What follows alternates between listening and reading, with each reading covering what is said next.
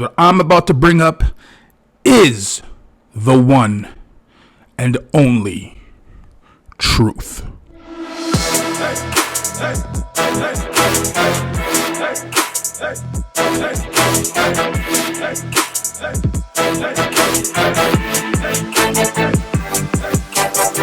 Welcome back to another episode of the Journey Across the Internet.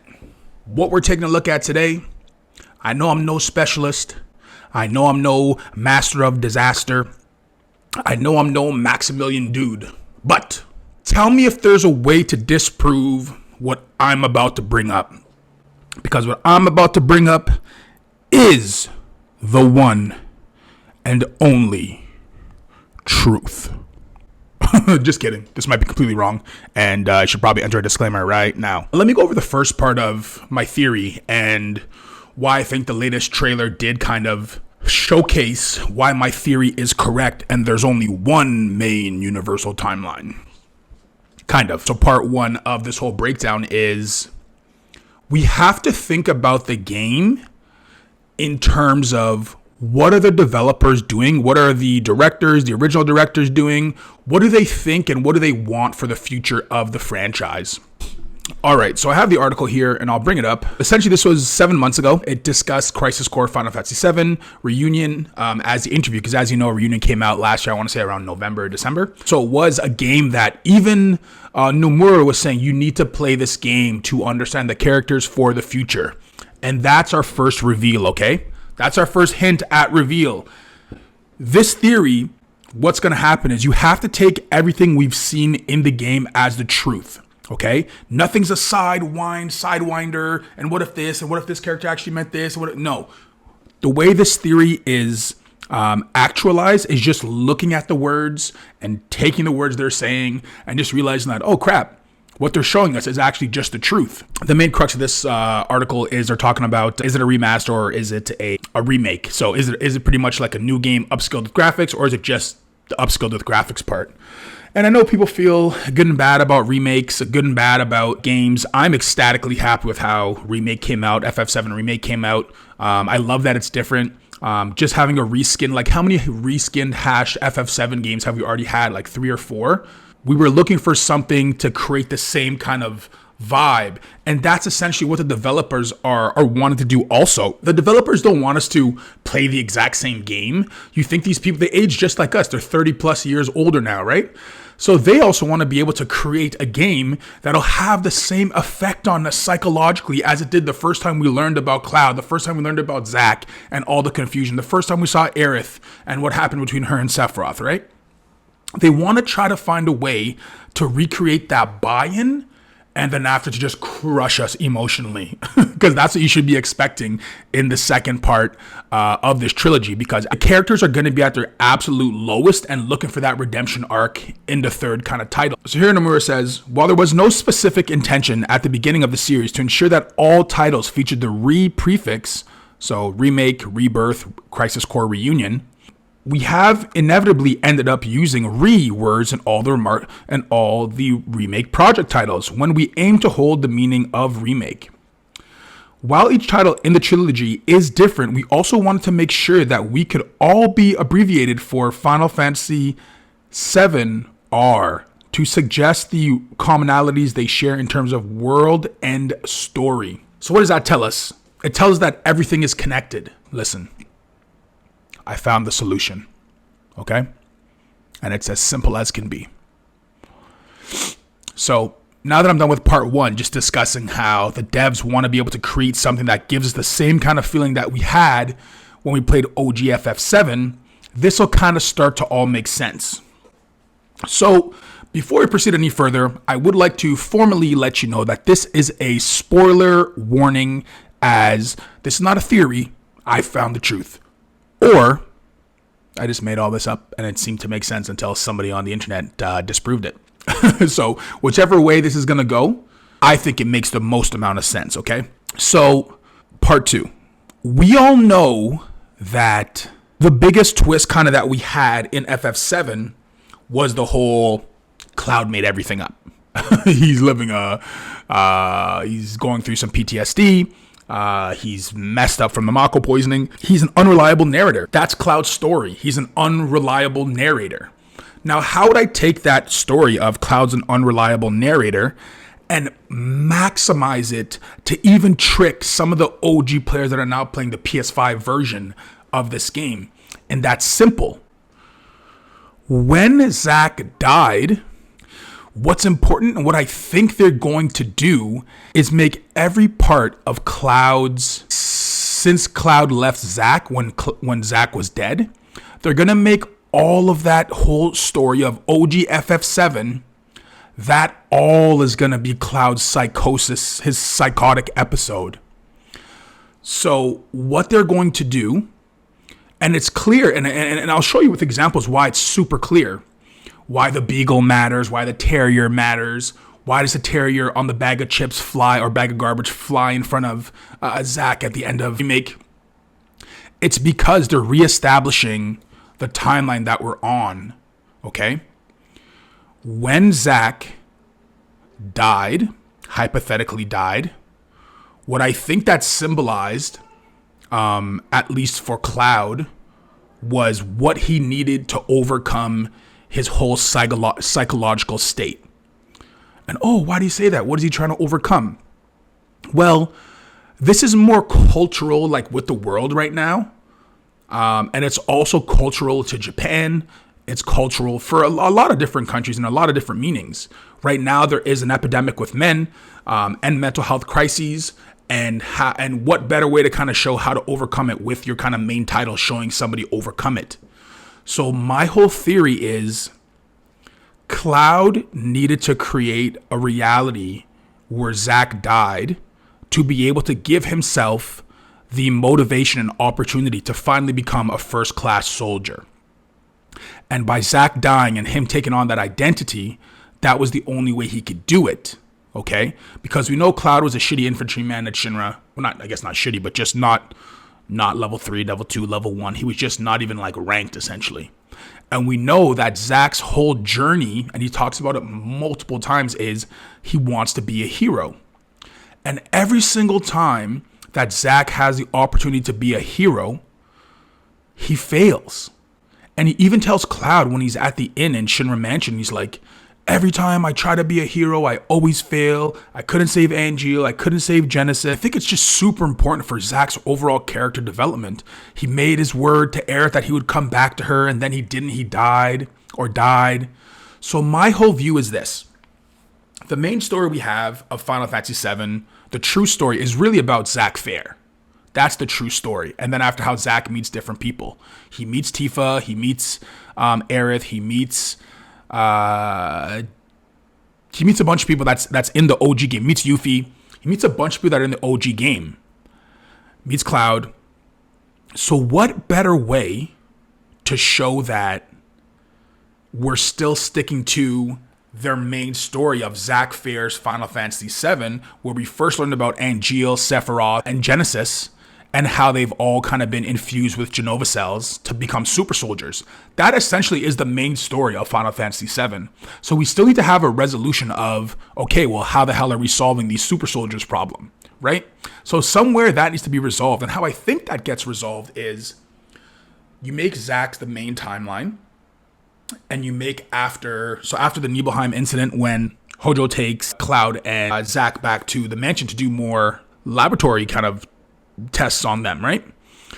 So after that moment, what we clearly know is Zack escapes, saves Cloud, gets him a change of clothes to look like a soldier first class. And then after moves, gets on a bike, then after he gets into a back of a truck, and then after he drops off Cloud, like behind a set of rocks before finally going out to fight the Shinra soldiers that are finally caught up with him. And you see Cloud kind of lift his hand up, right? Showing that Cloud is slowly coming out of his Mako poisoning.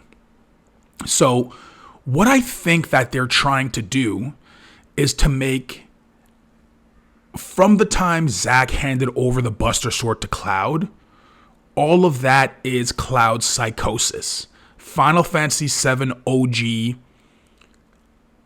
is Cloud's psychosis. Okay? And once Cloud is finally able to defeat Sephiroth, so we're going to have the chance to play all the OG FF7, go to Calm, go to Junin, go to Cosmo Canyon, go to Flying Saucer, do all that stuff, right? But when we finally kill Sephiroth, or this version of Sephiroth, that is not going to be the typical end of the game. What that's going to be the end to is the end to Cloud's psychosis, okay? And when I say Cloud's psychosis, I mean Cloud's infection with Mako poisoning. So at this time, we just have to take the truth of what they're showing us, okay? The truth of what they're showing us is that Cloud and Baird and all of them are going to Calm. They're going through the Mithril Mines. They're going to ride the Chocobo. They're going to do all that stuff, okay? And Zack is walking into Midgar with Cloud, okay?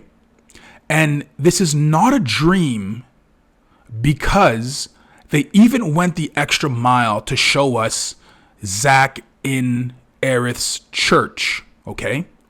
They also showed us footage in the new trailer of Aerith, Nanaki or Red 13, Barrett, and Tifa just wiped out on like ambulance beds, it looks like, right? But we don't know if they're dead or not. What we do know is this: Cloud psychosis, that group of people, they're headed to Calm. They're headed with the Chocobo Bill. They're leaving, right? And we know that Zack Fair, in the true main timeline, is headed to Midgar. So Zack is headed to Midgar for what? To fulfill his promise to meet up back with Aerith, to pretty much defend and protect Cloud, and he has to still defeat Genesis. He still has to defeat Sephiroth, and he's not really sure what's going on with Hojo. He's not really up to speed, right? So I think that's what's going to happen in the 2-disc of Rebirth. We're going to get all of OG FF7 up until we defeat Sephiroth, and then we're going to get a start of the new game, which is Final Fantasy VII Rebirth, but Zack as the main character. And I know you might be like, oh no, it's multiple timelines, it's this and that. Check out this gameplay from Ever Crisis, the demo gameplay from Ever Crisis. And I know this might have just been a battle tutorial, but tell me why Sephiroth is fighting Cloud here, and then after out of Cloud, Zack kind of teleports out of him, okay? And no, I'm not trying to say that Cloud is a figment of Zack's imagination, even though some people could even argue that really Zack created Cloud due to his failure of not living up to his true intentions of being a hero. And until he kind of went through and saw some victory through his imaginary Cloud defeating Sephiroth, and then after coming back to him, that kind of woke him up and realized, holy crap, I actually did defeat all these Shinra soldiers, right? But I don't think it's that. What I think is actually is as simple as this. When the group defeated the Harbinger of Faith, what happened when they defeated Sephiroth at the end of Remake is Sephiroth is still kind of manipulating the live stream to be able to make himself as strong as possible, because he knows that as long as people are thinking about him, that he's a memory, that he'll always live eternally. And he's reminding people of who he is. It's kind of like Nightmare on Elm Street. The more you think about him, the more it gives strength to him, right? So that's why they deleted all the newspaper clippings, why they hid all the videos, why they didn't talk about him, because the more you talk about him, the more strength you give to him, right? So I think it's kind of like that scenario. Check out that gameplay real quick, just so you guys are aware of what exactly is going on. All right, so here's the gameplay that we're going to go through, just so you have a general idea of what exactly it's going to look like, and to kind of level on with my idea of why I think Zack and Cloud are actually more connected than people are trying to make it out to be. So here's the gameplay of Crisis Core that this gentleman played.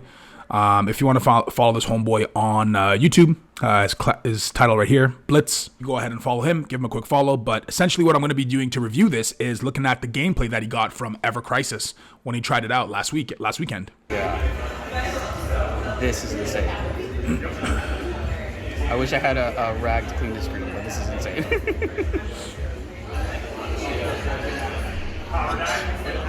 The live stream is the essence of the planet. I'm gonna tilt it up to see if I can avoid the glare.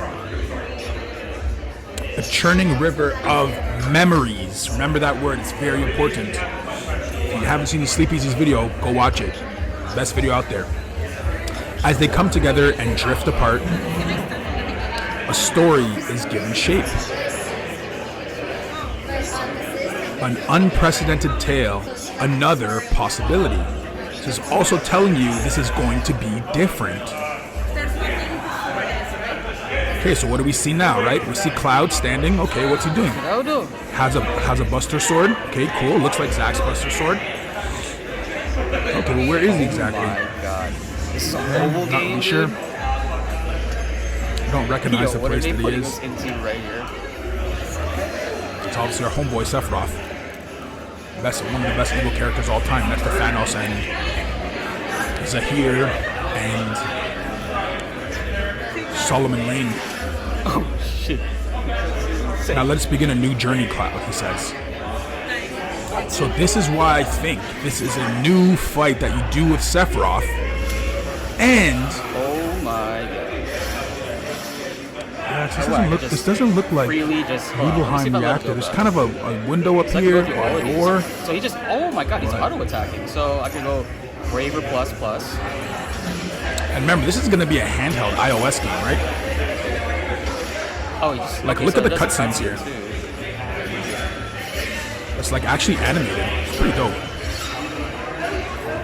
And what do you see here clearly? Sephiroth too strong, dog. Boom, hits Cloud. But look what happens. He gets the Geostigma kind of stunt right here. Dude, what the hell? This is such a crazy VR simulation. Genova headache. Look what happens when Sephiroth goes to finish him. Boom, roll out. Zack Fair, baby. Still with the Buster Sword. Is there volume? Anyways, they fight, and then after, there's a winner. It doesn't really matter because, like I said, it's just a demo for Ever Crisis. Then goes into the initial scene from Remake where you see Aerith and the flowers and the trucks and the zoom out, and after Cloud on the train and the flip. So it gets into all that after, but did you realize how Cloud had that Geostigma kind of stunt that he always does, and then Zack came out of his body? And I think that they could have, if it was just like, oh, we want to use anybody just to show the tutorial fighting, why would they make Zack come out of Cloud's body? Why would they not add Tifa or Barrett or anybody else? Or Genesis, if it's just a warm-up tutorial, add Genesis or add Angeal, somebody that like we probably always wanted to play with, but we're not able to because of the game, right? So that's why I don't think it was like, oh, it was just Zack and Cloud, it was just a creative decision. I don't think that. They're way too smart and way too psychologically manipulative to do that. So that was my kind of initial thought on this Ever Crisis piece, right? The next thing we have to kind of look at is the similar kind of stamp theory, right? The Beagle versus the Terrier, okay?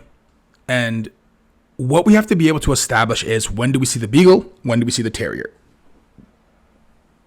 And I think a simple way of that being clear as to, are we in Cloud Psychosis, which is under the Beagle, or are we in the real main timeline, which is the Terrier, Zack's Terrier, okay? And what we find out while we're doing missions in Remake is that Avalanche has been using the symbol of the Beagle to kind of lead you through different pathways, how to find kind of the connection, how to get in and out of sectors without being detected.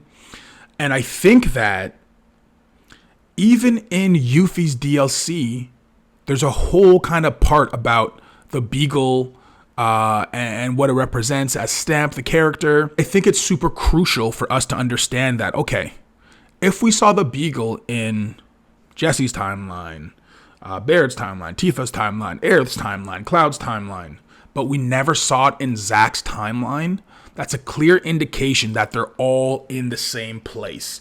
Everybody who's seeing the Beagle is in the same world. Everybody who's seeing the Terrier is in the same world. But what I'm arguing is that actually they're not two separate worlds or two separate timelines. This is just Cloud is going through all of FF7 OG is all of Cloud's Mako poisoning reality that he created in his head. But it's also going to serve as information moving forward. Because what I want to show you next is that if we just go to the trailer, right? If we just take a look at the trailer through the lens of what we just discussed, okay? All of the events of FF7 OG will be completed, but they'll all be done as Cloud Psychosis. The reason why they're going to be using this as Cloud Psychosis and not the previous Cloud Psychosis is because they want to make a difference for the OG players and for the new players coming in to have a different view of the game, okay? So we're going to be in this kind of trailer, but I'm going to pause it and go over some of the dialogue to tell you how it makes way more sense from my perspective, or maybe your perspective. Maybe you already came up with this theory and I'm late to the party. But I did do a fair amount of research. I didn't see a lot of similar things to what I want to talk about. And I was wanting to do a video last year, but there were so many great creative videos here on YouTube.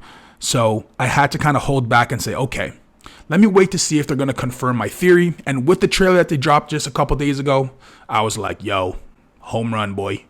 So I'll go into the trailer now just so we have an idea of what exactly is going on.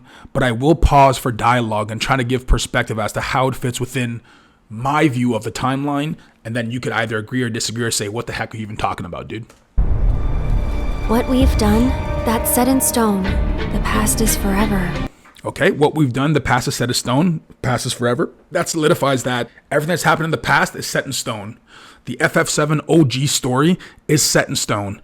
That's why she can say this and be accurate, knowing that we're playing all of FF7 OG in Cloud Psychosis, okay?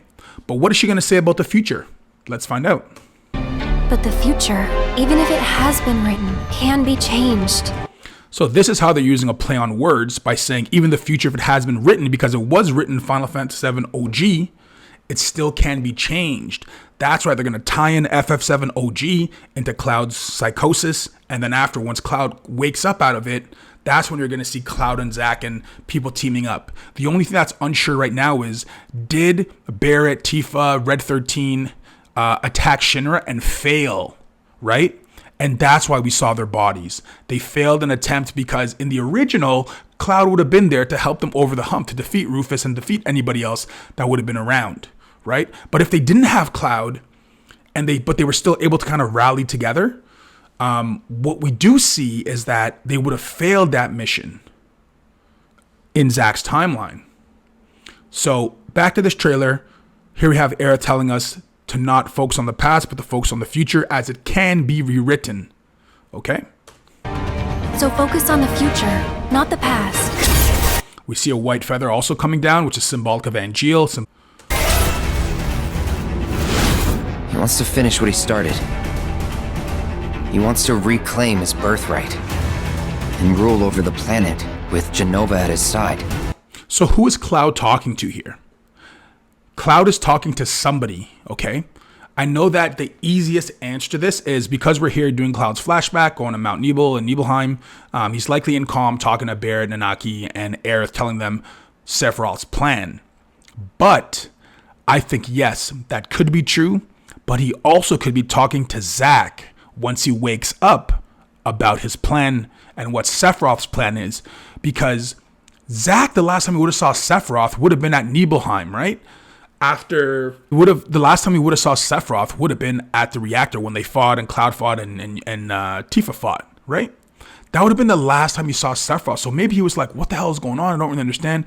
And Cloud's now explaining to him, oh no, look, Sephiroth is this. He needs this. His plan is this, to do a reunion with Jenova, to get all those that are infused with Jenova cells to be part of his reunion, to then give him like this godlike control over the universe's life stream. And then after, he would be able to live kind of eternally and manipulate, just like how Jenova did exactly that to him, right?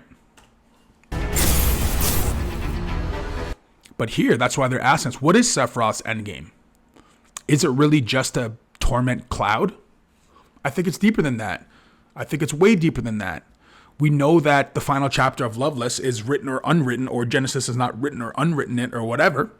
So that would tie into the endgame on the overall Final Fantasy VII title, which Zack would need to be a part of.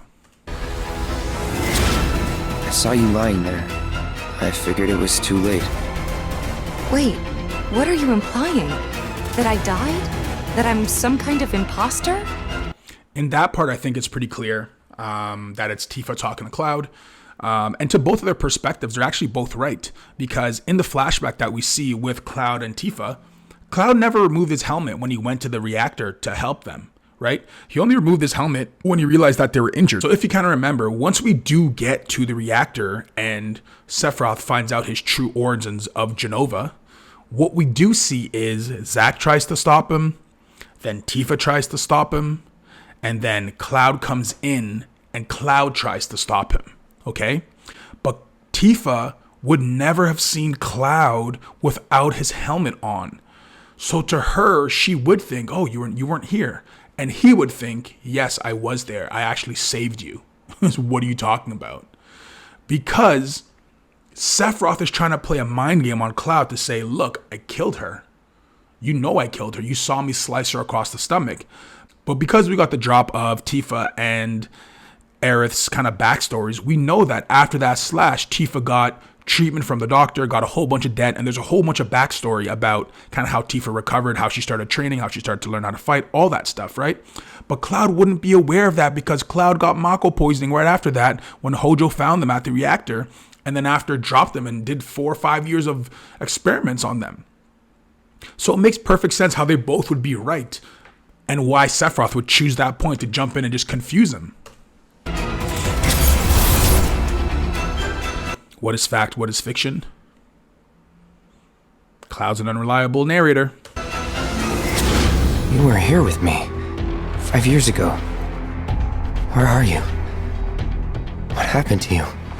So this tells me that this even more reinforces Zack's story, okay? So Cloud's gonna wake up and say, where the hell is Zack? He was with me 5 years ago. Where is he now? Okay? I'm trying so hard to find you. That's Aerith's voice speaking. I'm trying so hard to find you. At what point did Aerith ever say that dialogue in the remake or in the OG to be able to kind of track it back? It's new dialogue, meaning there's a new story that's happening that's birthing out of this, a rebirth. Sorry. Feel like I failed you. That's obviously Zack talking now. Who's the only person that he feels like he failed? Angeal, Genesis. I don't think he really feels like he failed Cloud because he was able to survive in this. Maybe if it was his last message to Cloud, he would say, honor, embrace your honor as soldier, right? And do that whole thing.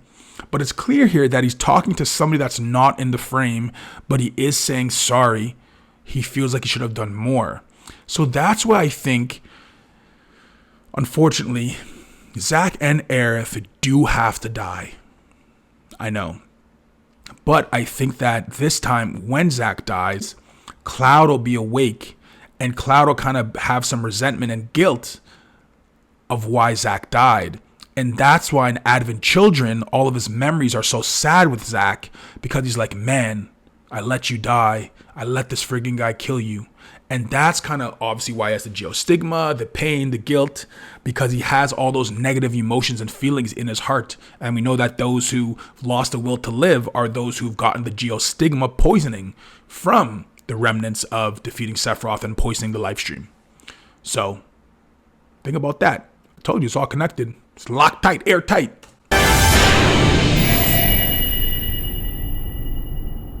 Like I said in my overall theory, take everything as the absolute truth.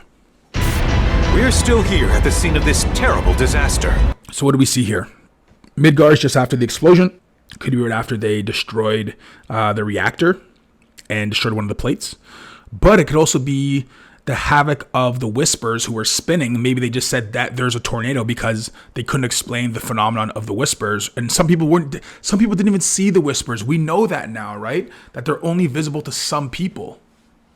Because at the start, Aerith asked Cloud, like, oh, you see them too? And he's like, yeah. Right. What I find super interesting about a lot of people's takes on the new Rebirth reveal trailer that we got a couple days ago or last week is that they're saying that look at the difference between the remake ending and Zack's ending. It's two different timelines. And it's like, not really. Like, even when we're looking at Zack's timeline, there's the one when all the whispers are kind of dissipating and they turn into that gold dust. There is still a secondary explosion after that. And I thought that a lot of people were not really putting enough emphasis on that second explosion because it actually blows Zack to the ground. So it would make sense that when we're seeing a replay of his timeline in Midgard, that there's an explosion, there's people that are hurt, and there's kind of like a rescue going on. But what we do know for sure is that there was an explosion with Zack, and he felt it, and it blew him to the ground, and that explosion is in fact real, right? So here you can kind of see, like in the it's almost like the Whisper's capes are kind of still, some of them are still floating in the air, like disintegrating. And it would be fair to say that all that turning, when kind of they turned, exploded, and created all those kind of speck of dust, and that we saw kind of golden dust float in Cloud's Psychosis timeline and in Zack's main timeline, right? Because the explosion happens and it kind of makes him fall down. Then he gets up and then he sees the gold dust kind of start falling, right? Showing us, at least to me, that there's been a significant change in the timeline. There's been a significant change in the story. Caused by a massive tornado which swept through sectors 0, 1... And here people saying Barrett didn't have his tattoo, but I know he didn't have maybe the red one. But like there is something on his arm here, so I don't think that's like a deep fake. Through sectors 0, 1, and 2. Obviously, this is kind of sketchy. Amidst the wreckage of the expressway, like that. Search and rescue operations are already in progress. The commercial, Pinocchio with his mouth open, passed out. Aerith, eyes closed, passed out. Sephiroth's feather. Unknown journey continues. That tells me that there's a journey that we are going to be on that is unknown, and that's going to be Zack's story, because we don't know what happened to Zack as he survived. So this to me is all Cloud Psychosis. Just look at it all. It's so green. Even after everything we've done to it, it's still going strong. It may look that way, but in reality, it's barely hanging on. I was wondering, what's Cloud been doing these past 5 years? Where's he been? And you're asking me this? This is gonna sound crazy, but as far as I know, Cloud was never in Nibelheim 5 years ago. But see, this would make sense because she was passed out. She doesn't know who really saved her. She was knocked out, concussed as hell. She just fought Sephiroth, bleeding out. There's no way she would know. And he had his helmet on the whole time he was with her. The life stream. Bugenhagen. It is the very essence of our star. The blood coursing through its planetary veins. In Midgard, we fought him. Whatever happened, he's alive. But why come back now? After 5 years, doing who knows what? That's true. What the hell was Sephiroth doing the last 5 years? Was he just training? Was he just in the live stream? Was he recovering? Was he getting more minions? Was he tapping into deep ground to see exactly what's going on? We don't know. We know Zack's been in a freaking Bacta tank, essentially. And that Cloud's been in a Bacta tank, essentially, since the last 4 or 5 years. Well, now. But see how there's multiple people in that scene, part of their reunion? I wonder who all the other people are who are infected with S cells that Sephiroth would be recruiting in his reunion. Sephiroth's point of his reunion is to get all those with Genova cells and to have them sacrifice themselves to give them back to him the ultimate power. Angered it, more like.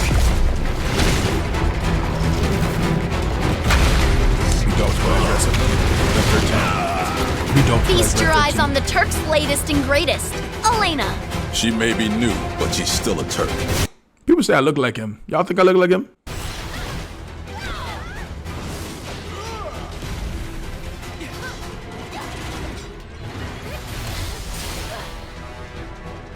This trumpet is nasty. Trombone. Good music makes such a good game. Makes a difference, man.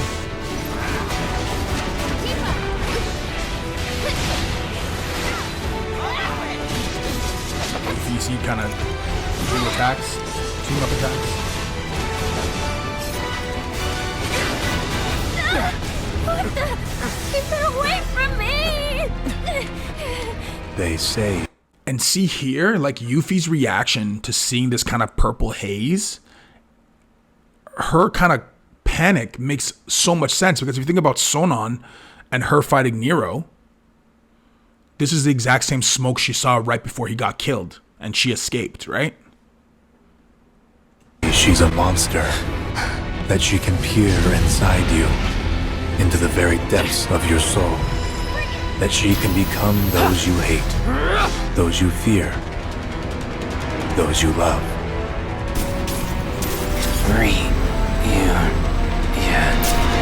You murdered my dad! You burned my village! You know that I killed her. This is where it's trippy, right?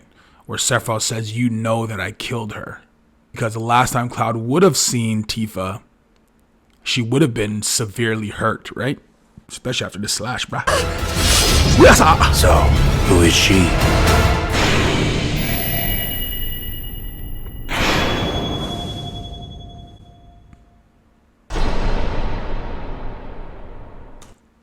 So it makes perfect sense why Sephiroth would say that to Cloud.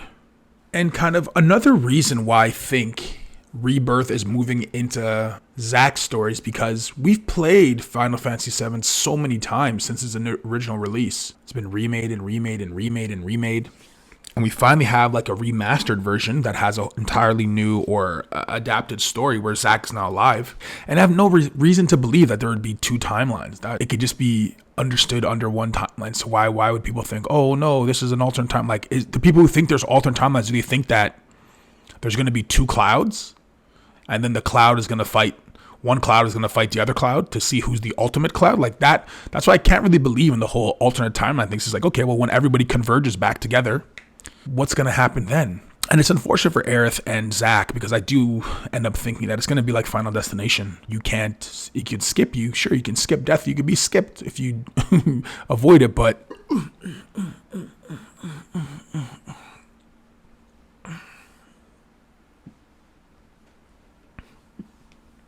that's a theory that I got.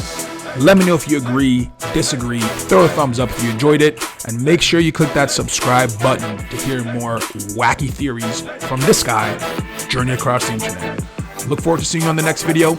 Signing out. Hope you have yourself a blessed night. Talk to you later.